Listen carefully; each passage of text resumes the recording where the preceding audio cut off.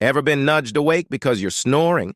And then you can't recall dreaming? There's a reason for that. Science suggests that you can't snore and dream at the same time. Intriguing, isn't it? When you're in a deep sleep or REM sleep, that's when dreams occur. But snoring happens during non-REM sleep, when you're not dreaming. It's like a seesaw. When one's up, the other's down. So if you're snoring, you're not in dreamland. And if you're dreaming, you're not rattling the windows with your snores. So the next time someone complains about your nighttime noise, just tell them, "Hey, at least I wasn't dreaming."